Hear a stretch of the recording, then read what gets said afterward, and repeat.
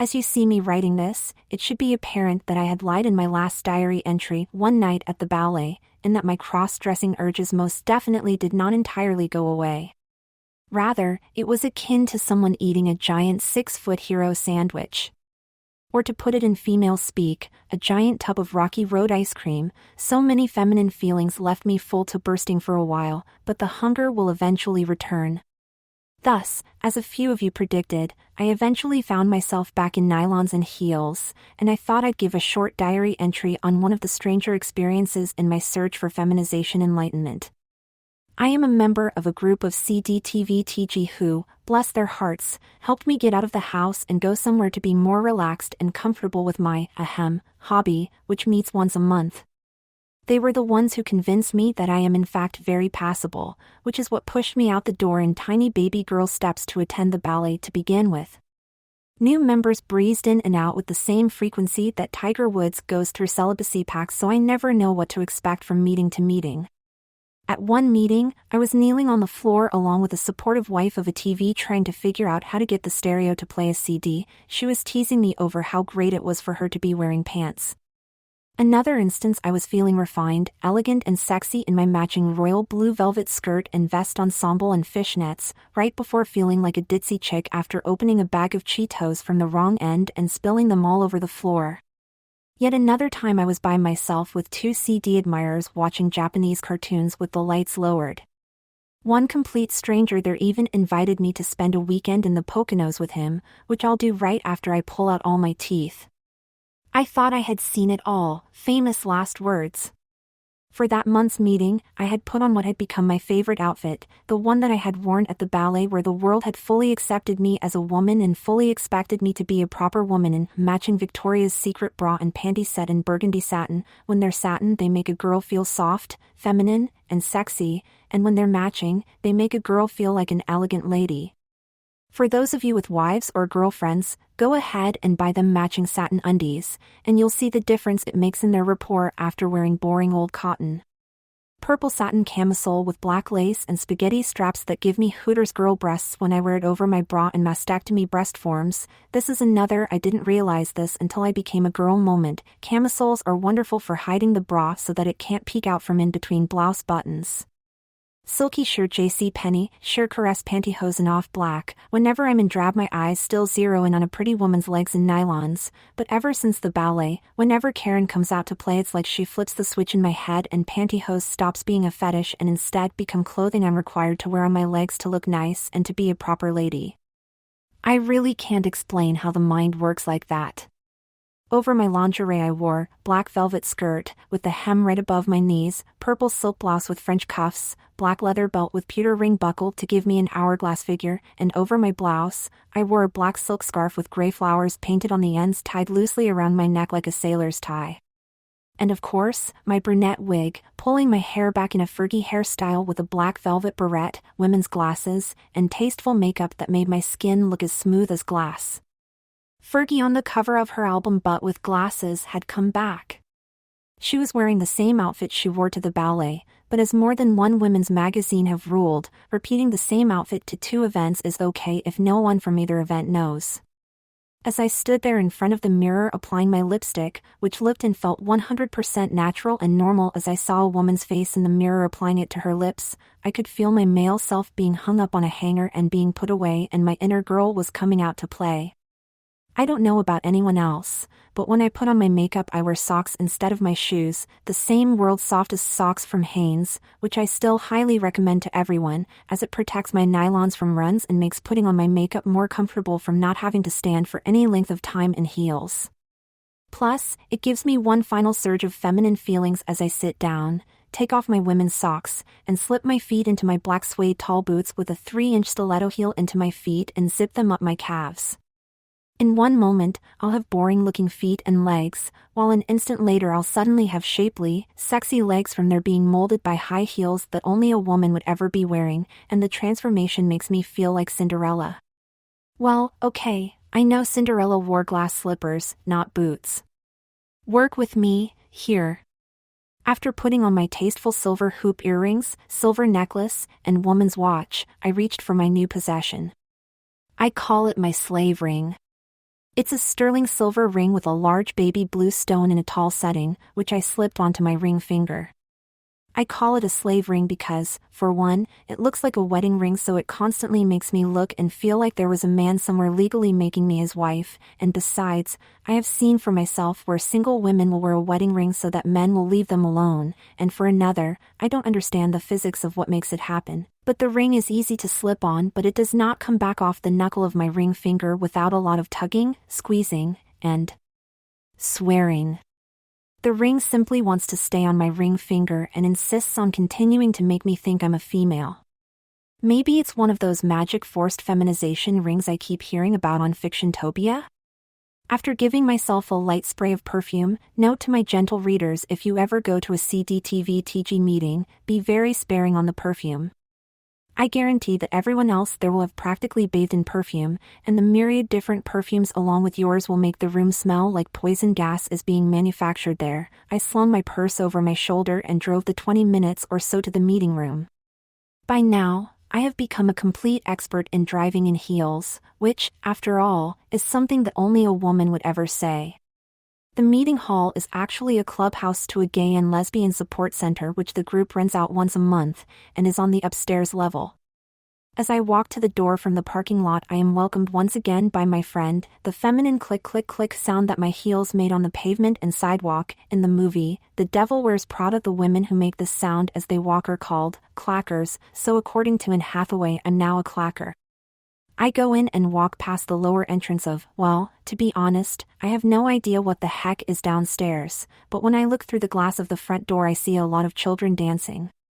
They weren't wearing costumes or formal wear, they were simply dancing. Some of them glance out the window momentarily at me as I walk by before going back to what they were doing.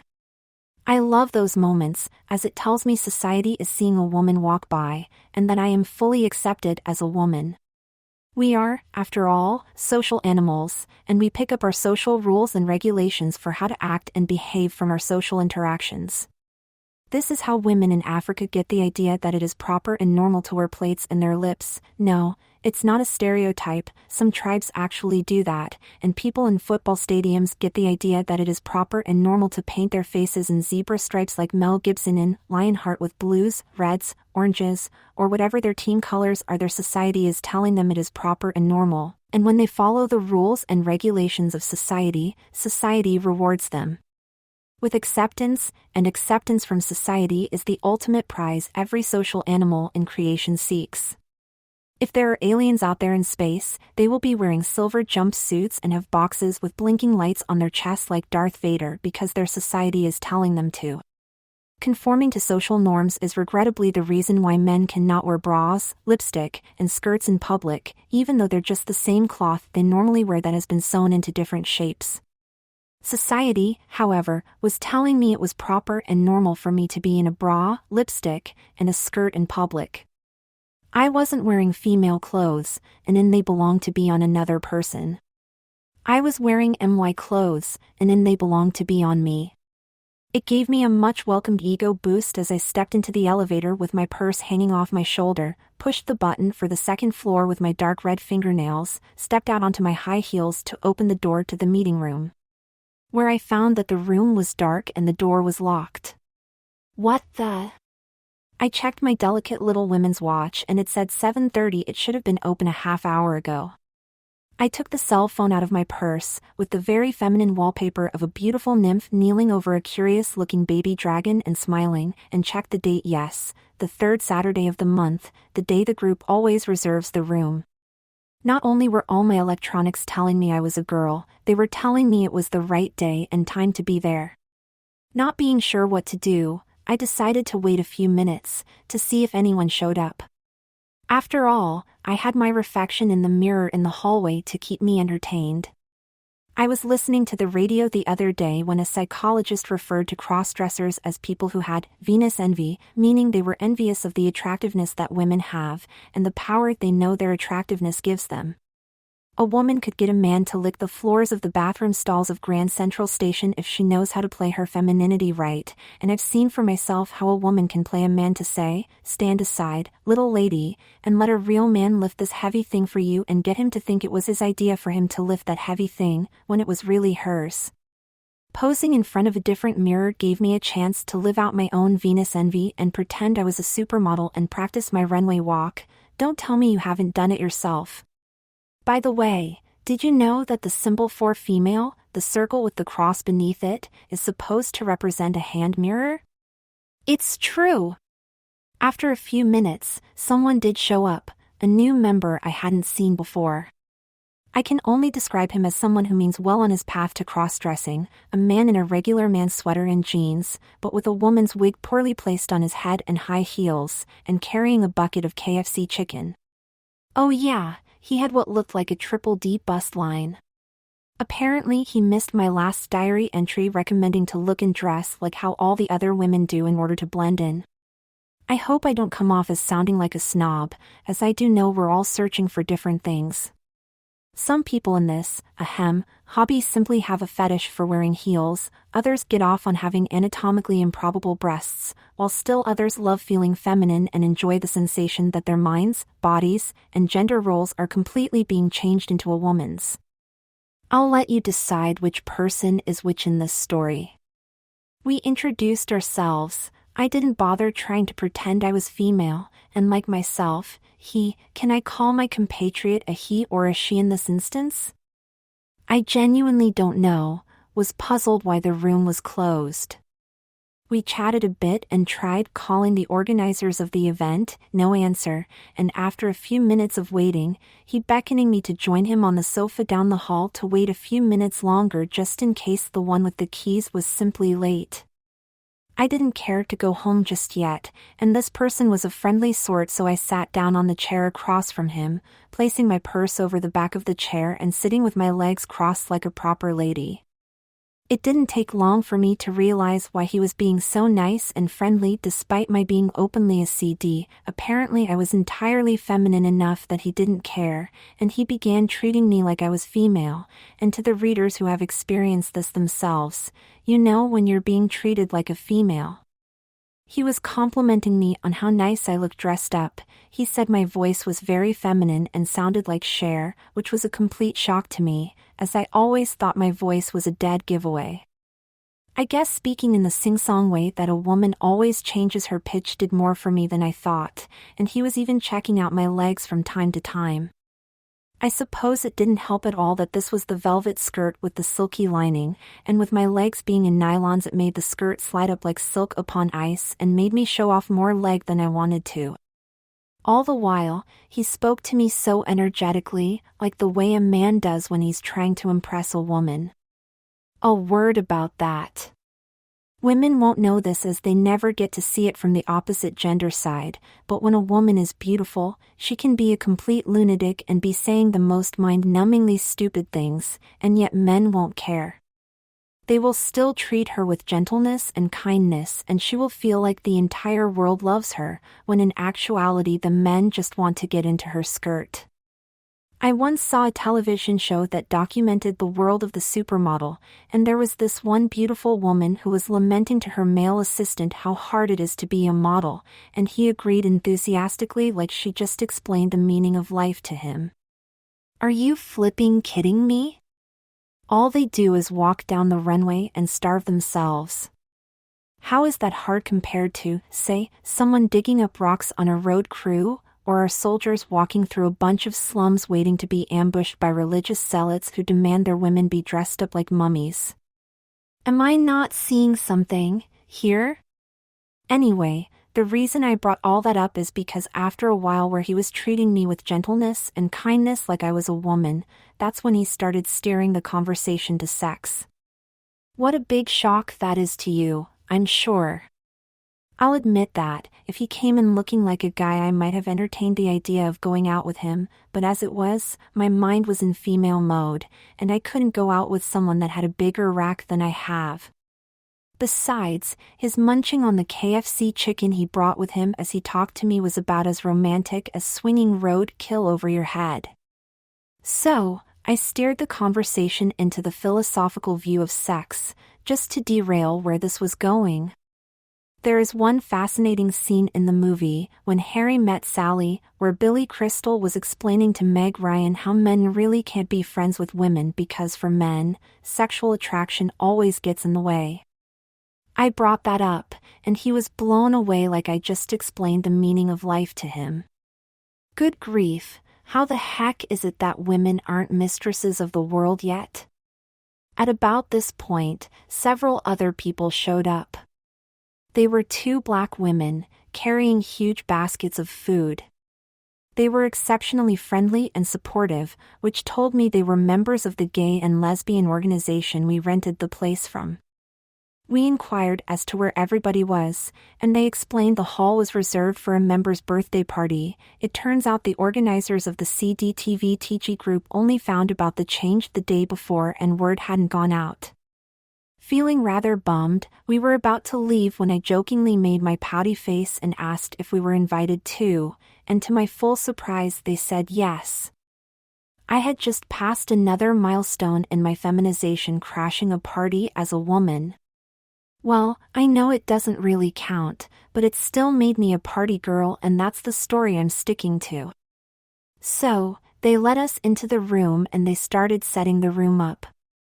I asked them if they needed help, since although I'm a party crasher it doesn't make me a leech, and besides, helping other women set up for a party is a chick thing, but they said they'll take care of everything and that I can just relax and make myself look pretty. I must tell you, I instantly fell in love with these women. As they started setting up, all the while, my suitor was still hitting on me. Dude, you're crashing someone else's party. Show some respect to your hosts. Other people started coming in.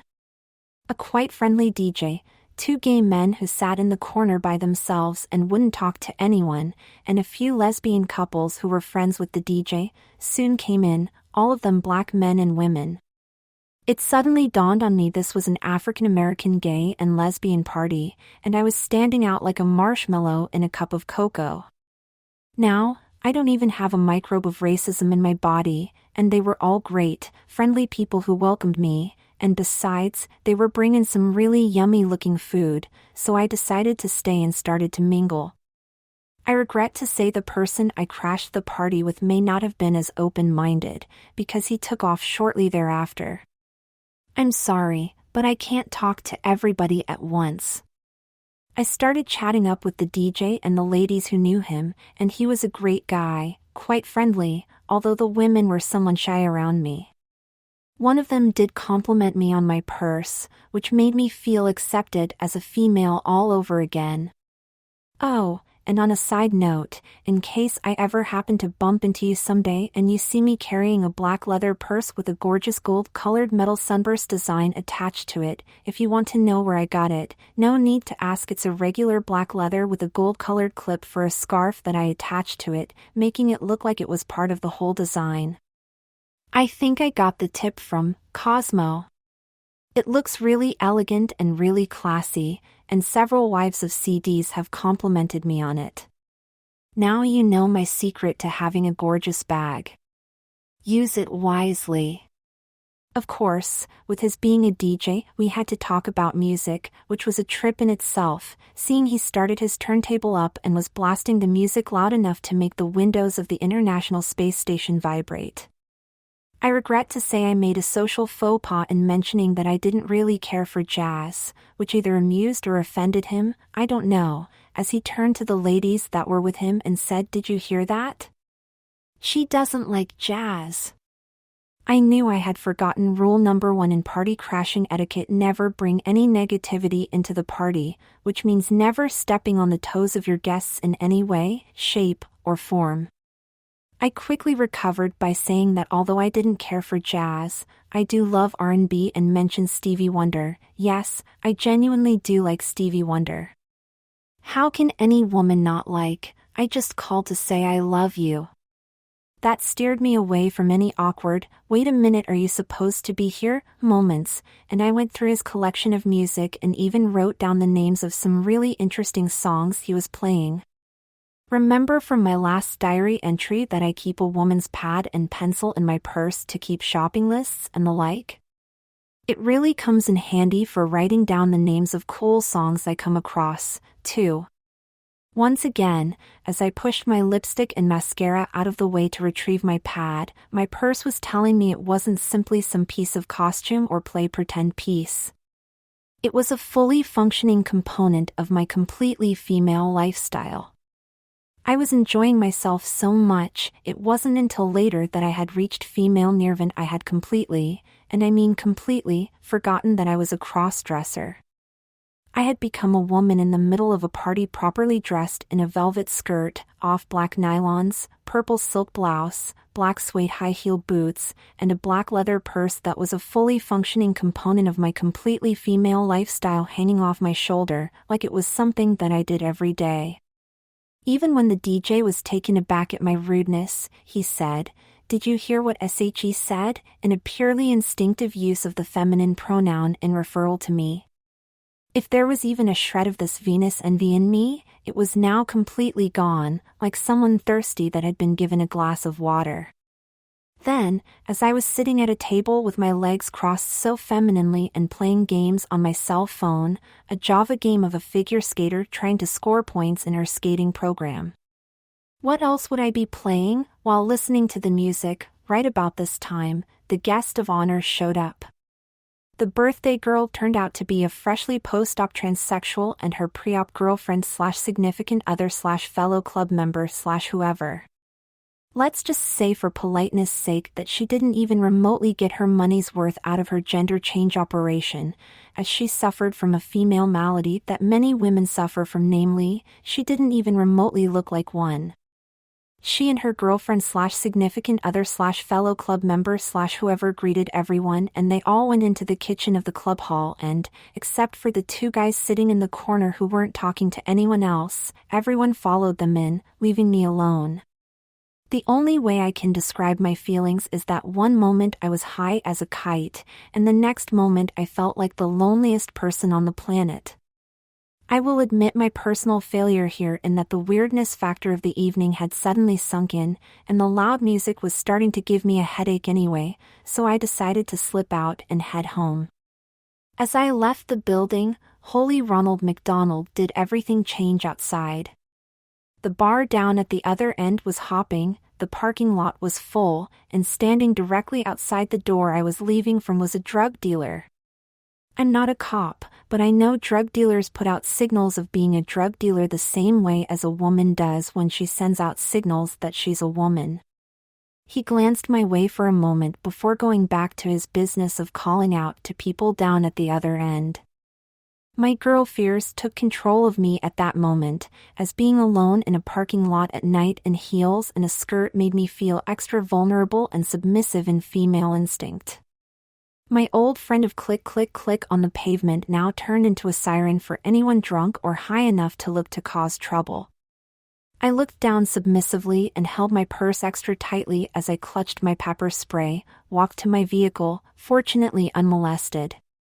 As I drove home, I had to laugh at how thoroughly I was mentally changing into a girl. I mean, really, what guy would ever instinctively clutch pepper spray and hold onto his purse tightly as he walked through a parking lot alone at night?